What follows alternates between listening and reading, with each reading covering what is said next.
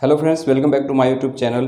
Pharmaceutical companies के लिए state authority से मैन्युफैक्चरिंग लाइसेंस लेना, कंसर्न अथॉरिटी से डिफरेंट अप्रूवल्स लेना, ये सब एक बेसिक चीज़ें होती है। लेकिन इसके बाद जो मेन मुद्दा होता है वो होता है क्वालिटी। मेडिसिन की क्वालिटी कैसी है। फार्मास्यूटिकल कंपनी जो प्रोडक्ट मैन्युफैक्चर कर रही है वो सेफ़ है, थेरेप्यूटिकली इफेक्टिव हैं और वो प्रोडक्ट डोमेस्टिकली, इंटरनेशनली और ग्लोबली सेफली यूज किए जा सकेंगे या नहीं, या फिर बोले स्टैंडर्ड गाइडलाइन के हिसाब से दवाइयों का प्रोडक्शन हो रहा है या नहीं।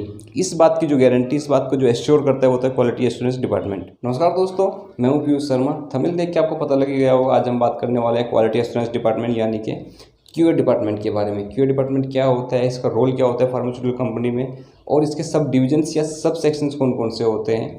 अगर आप थर्ड पार्टी मैन्युफैक्चरिंग कराते हैं और आप अपने प्रोडक्ट की क्वालिटी घर बैठे जानना चाहते हैं, या फिर आप एक स्टूडेंट हैं और आप अपना कैरियर क्यूए में बनाना चाहते हैं, आप क्यूए में आना चाहते हैं, तो इसकी क्यूए में आने के लिए क्या क्या एलिजिबिलिटीज़ होती हैं, क्या सैलरी होती है, क्या रैंक होती है, ये सब जानने के लिए इस वीडियो को एंड तक ज़रूर देखें।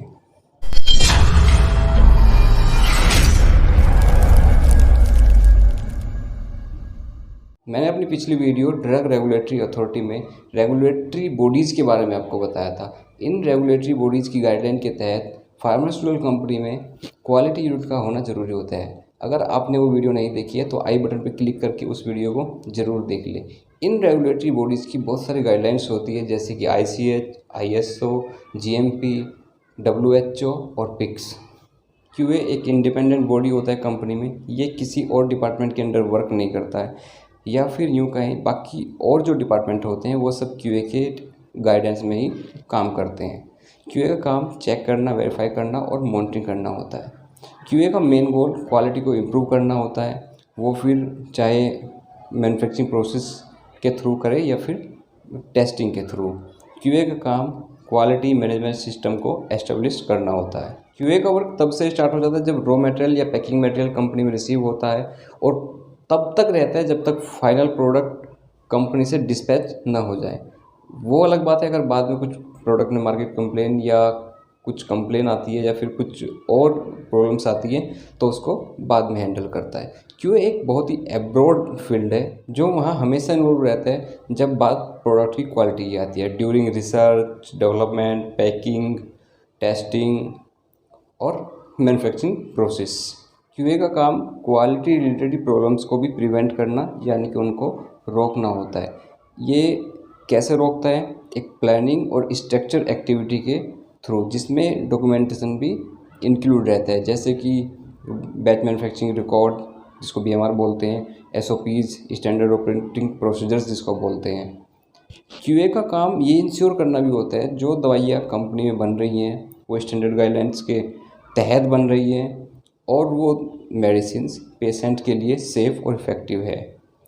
वैसे तो क्वालिटी इम्प्रूव करने का काम या क्वालिटी को इम्प्रूव करने की रिस्पॉन्सिबिलिटी जो होती है वो सभी डिपार्टमेंट्स की होती है। सभी डिपार्टमेंट्स मिलके क्वालिटी को इम्प्रूव कर सकते हैं, लेकिन जो क्वालिटी के लिए रिस्पॉन्सिबल होता है, उस क्वालिटी के लिए एश्योरेंस देता है, वो क्यूए डिपार्टमेंट होता है।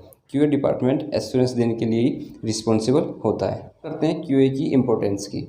फर्स्टली तो इसकी क्यूए की इंपॉर्टेंस इसलिए है कि वो कंपनी की जो ब्रांड की रेपुटेशन है उसको बढ़ाता है, उसको इन्हेंस करता है। अगर किसी मेडिसिन की क्वालिटी अच्छी नहीं होगी और वो मार्केट में चली गई, जब वो पेशेंट को दी जाएगी तो वो साइड इफ़ेक्ट शो करेगी, जिससे कि क्या होगा, फिर सब लोग देखते हैं ना कि किस कंपनी की दवाई है, किस कंपनी की दवाई है, तो उसकी जो ब्रांड वैल्यू है वो कम होती है। या फिर अगर किसी पेशेंट क्रिटिकल साइड इफ़ेक्ट आ गए तो कभी कभी कंपनी को क्रिटिकल साइड इफ़ेक्ट केस में अपने बैच को रिकॉल करना पड़ता है, मतलब कि बैच को वापस भी लेना पड़ता है, जो कि कंपनी के लिए एक बहुत ही फाइनेंशियल लॉस भी होता है और एक रेप्यूटेशन वाली बात भी हो जाती है। तो यहाँ पे भी क्यूए का जो इम्पोर्टेंट रोल होता है वो ये होता है कि ब्रांड की जो रेप्यूटेशन होती है उसको इन्हेंस करता है।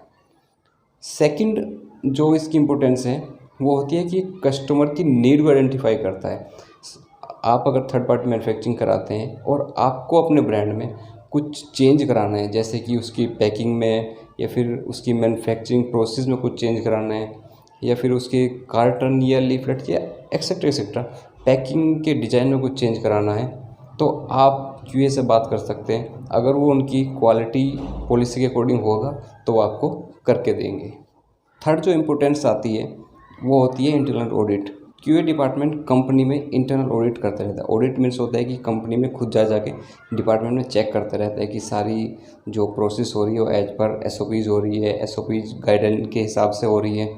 तो इसको इंटरनल ऑडिट बोलते हैं। क्यूए चेक करते हैं सब लोग प्रॉपर काम कर रहे हैं कि नहीं कर रहे हैं, तो ये काम क्यूए का होता है। इसलिए भी इससे क्या होता है कि जब क्यूए चेक करते हैं ना, तो सभी डिपार्टमेंट में सभी, जैसे सपोज करो क्यूसी प्रोडक्शन में एक थोड़ा सा डर रहता है, या फिर एक बोले कि चेक हो सकता है कुछ भी, तो वो एक थोड़ा फोकस से काम करते हैं। फोर्थ जो इम्पोर्टेंस होती है वो होती है डॉक्यूमेंट कंट्रोल। फार्मास्यूटिकल कंपनी में बहुत सारे डॉक्यूमेंट्स होते हैं जिन्हें कंट्रोल करने का काम भी क्यूए का ही होता है।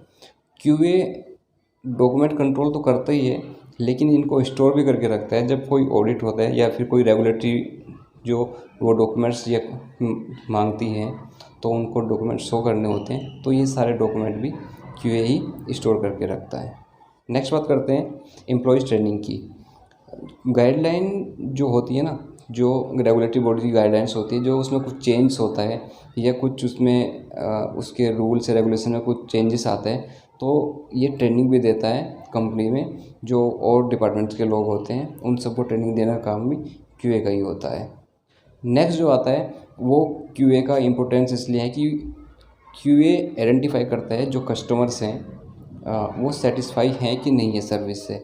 सपोज करो आप थर्ड पार्टी मैन्युफैक्चरिंग कराते हैं और आपका कोई प्रोडक्ट कंपनी मैन्युफैक्चर हो रहा है, तो उस पर्टिकुलर ब्रांड के लिए आप बात कर सकते हैं। अगर आपको कुछ उसमें अच्छा नहीं लग रहा है, उसकी पैकिंग में कुछ आपको डिफेक्ट मिल रहा है या कुछ ऐसा आपको लग रहा है कि इशू है, तो आप बात कर सकते हैं। ये इंश्योर भी क्यूए करता है और आपको क्यूए ही ये इसका रिजोल्यूशन देगा। अब बात करते हैं क्यूए के सब डिवीज़न या सब सेक्शन कौन कौन से होते हैं क्यूए डिपार्टमेंट में। सबसे पहले बात करते हैं आईपीक्यूए, इन प्रोसेस क्वालिटी एश्योरेंस। आईपीक्यूए हमेशा प्रोडक्शन में रहता है और वहीं पर रह के जो मैन्युफैक्चरिंग प्रोसेस चल रही होती है, जो बैच बन रहे होते हैं, उनको चेक करता है, वेरीफाई करता है, उनकी मॉनिटरिंग करता है कि जो भी मैन्युफैक्चरिंग प्रोसेस हो रही है, जो भी बैच प्रिपेयर हो रहा है, जो बैच बन रहा है, वो स्टैंडर्ड ऑपरेटिंग प्रोसीजर के हिसाब से बन रहा है कि या नहीं। उस जो भी रूल्स हैं, कंपनी पॉलिसी, क्वालिटी पॉलिसी जो भी हैं, उसके अकॉर्डिंग सारा वर्क हो रहा है कि नहीं। आईपीक्यूए क्वालिटी एश्योरेंस का एक अहम सेक्शन होता है जो क्वालिटी बिल्ड करने में एक अहम रोल प्ले करता है।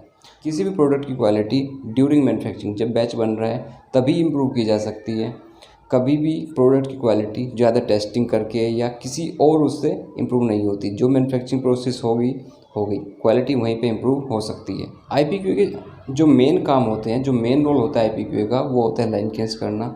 लाइन केस मीन्स कि जैसे सपोज करो एक बैच चल रहा है, दूसरा बैच अभी वहाँ पे लेना है, तो उस लाइन पे जाके पर्टिकुलर लाइन पे चेक करता है कि प्रीवियस कोई मटेरियल तो नहीं है, क्लीन है, प्रॉपरली टैग लगे हैं, सब कुछ बराबर है। ये सब चेक करना आईपीक्यूए का काम होता है। सेकंड इसका काम होता है ये सैम्पलिंग करते हैं। सपोज करो बैच बन रहा है और उसमें जो इन प्रोसेस सैम्पलिंग होती है, सपोज करो एक टैबलेट का एग्जांपल ले लेते हैं। टैबलेट बन रही है तो उसमें जो ग्रेन्युलेशन हो रहा है, वहाँ से ग्रेन्युलेशन का सैंपल लेगा और क्यूसी को हैंड ओवर करेगा। क्यूसी उसको टेस्टिंग करेगी और उसका रिजल्ट देगी। तो जब क्यूसी रिजल्ट दे देगी तो उसके बाद ही नेक्स्ट स्टेप के लिए बैच को बढ़ाया जाता है। देन सपोज करो बैच पूरा बन गया है तो उसकी जो फिनिश प्रोडक्ट सैम्पलिंग है वो भी क्यूए करता है। तो सैम्पलिंग करना और सैंपल को क्यूसी देना, क्यूसी से जो उसका सर्टिफिकेट ऑफ एनालिसिस मिलेगा वो लेके क्यूए में सबमिट करना आईपीक्यूए का ही काम होता है।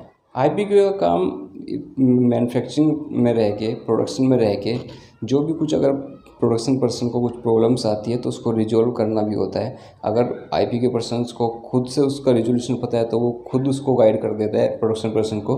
अगर उसको नहीं पता आईपीक्यूए पर्सन को भी, तो वो अपने सुपीरियर से या अपने मैनेजर से बात करके भी उस प्रॉब्लम को का रिजोल्यूशन प्रोडक्शन पर्सन को देता है। अगर आप फ्रेशर हैं और आप क्यूए में ज्वाइन करते हैं तो मैं आपको हाईली रिकमेंड करूंगा कि आप आईपीक्यूए में ही ज्वाइन करें। और मोस्ट प्रोबेबली अगर आप फ्रेशर ज्वाइन कर रहे हैं तो आपको आईपीक्यूए में ही रखा जाएगा। मेल जो कैंडिडेट होते हैं उनके लिए एक अच्छा सेक्शंस होता है। फीमेल कैंडिडेट को इसमें ज़्यादा प्रीफर नहीं किया जाता, क्योंकि इसमें क्या रहता है, ये 3 शिफ्टों में चलता है, मतलब 24 आवर्स रन करता है प्रोडक्शन। तो IPQA पर्सन भी 24 आवर्स ही अवेलेबल रहता है। लेकिन थोड़ा गर्ल्स के लिए क्या रहता है, सिक्योरिटी इशूज एक्सेट्रा रहते हैं, तो IPQA सेक्शन में गर्ल्स को थोड़ा ही कम प्रेफरेंस दी जाती है। अगर आप इनिशियली IPQA में वर्क करते हैं, इनिशियली सपोज करो 4 5 6 साल आपको इनिशियली IPQA में वर्क करना चाहिए। अगर आप ये वर्क कर लेते हैं ना IPQA में, तो इससे क्या होता है, आपकी स्किल्स अच्छी हो जाती हैं, आपको जो सॉफ्ट फ्लोर की नॉलेज होती है वो अच्छी हो जाती है, जिससे कि क्या होगा, आपको आगे चल के QA में ग्रोथ करना ईजी हो जाएगा आपके लिए। तो इसलिए मैं आपको हाईली रिकमेंड करूँगा, अगर आप QA में ज्वाइन करते हैं तो आपको IPQA में ही ज्वाइन करना चाहिए। इसमें क्या रहता है, थोड़ा सा वर्कलोड रहता है, आपको प्रोडक्शन में रहना पड़ता है। इसमें ऐसा नहीं है कि आपको 9 to 5 वाली जॉब मिलेगी, इसमें शिफ्टों में भी आना पड़ता है, डे नाइट और सब शिफ्ट चलती हैं इसमें, तो प्रोडक्शन के साथ रह के काम चलता है। लेकिन इसमें ये होता है कि आपकी स्किल्स जो हैं सॉफ्टवेयर की अच्छी हो जाती है। सेकेंड डिपार्टमेंट आता है लैब QA। जिस तरह से IPQA प्रोडक्शन में रहता है, lab QA quality control lab में रहता है। क्वालिटी कंट्रोल लैब में हमेशा टेस्टिंग चलती रहती है, जैसे कि पैकिंग मटेरियल, रॉ मटेरियल, या इन प्रोसेस सैंपल मैंने बताया अभी आपको, या फिनिश प्रोडक्ट QC में हमेशा एनालिसिस चलती रहती है। तो QC में जो एनालिटिकल डाटा जनरेट हो रहे हैं वो एक्यूरेट है, प्रिसाइज है, ये सब वेरीफाई और चेक करना लैब QA का काम होता है। लैब QA का काम ये भी होता है कि जो QC में जो रिजल्ट जनरेट हो रहे हैं वो एक्यूरेट हो, उनके साथ कोई छेड़छाड़ नहीं की गई हो, तो ये इंश्योर करना भी लैब QA का काम होता है। जब रिजल्ट्स आ जाते हैं तो उसका एक सर्टिफिकेट ऑफ एनालिसिस बनता है, वो QA में सबमिट हो जाता है। थर्ड बात करते हैं हम वैलिडेशन डिपार्टमेंट की। कंपनी में जितनी मशीन, इक्विपमेंट, इंस्ट्रूमेंट होते हैं उनको वैलिडेट करना, या फिर कंपनी की जो मैन्युफैक्चरिंग प्रोसेस है उसको वैलिडेट करना और उसका रिटर्न एविडेंस देना वैलिडेशन सेक्शन का काम होता है। वैलिडेट बोले तो हिंदी में बोले तो मतलब प्रमाणित करना। नेक्स्ट बात करते हैं QMS की, क्वालिटी मैनेजमेंट सिस्टम। इस सेक्शन में बहुत सारा जो होता है वो डॉक्यूमेंटेशन वर्क होता है। QA का बहुत सारा डॉक्यूमेंटेशन वर्क होता है जो यही सेक्शन हैंडल करता है। ये सेक्शन जो क्वालिटी के टूल्स होते हैं जैसे कि कापा, इन्वेस्टिगेशन, डेविएशंस और OOS, OOT, इन सब को भी QMS ही हैंडल करता है। इस बात करते हैं ट्रेनिंग्स की। कंपनी में जो एम्प्लॉय होते हैं उनको GDP वगैरह की ट्रेनिंग देने का काम भी QA का ही होता है। नेक्स्ट बात करते हैं कंप्लायंस की। जो भी रेगुलेटरी बॉडीज़ होती हैं या फिर जो भी ऑडिट्स होते हैं इंटरनली, उनकी कंप्लायंस जो करनी होती है उनको कंप्लायंस करके देना वो कंप्लायंस सेक्शन का काम होता है। देन इसके बाद आते हैं जैसे कि इंजीनियरिंग QA, IT QA। ये भी क्या करते हैं कि जो इंजीनियरिंग QA, सपोज करो इंजीनियरिंग QA बोलते हैं जिसको, तो ये भी जो इक्विपमेंट मशीन्स होती हैं उससे ही क्वालिटी को इम्प्रूव करने की कोशिश करता है और इम्प्रूव करता है। ये सारे सेक्शंस से क्वालिटी एश्योरेंस डिपार्टमेंट के टोटली अगर देखें, कुल मिला के अगर देखें, सबका काम एक ही होता है कि प्रोडक्ट की जो क्वालिटी है उसको इम्प्रूव किया जा सके। नेक्स्ट बात करते हैं जो स्टूडेंट QA में आना चाहते हैं तो उनके लिए एलिजिबिलिटीज़ क्या होती है QA में आने के लिए।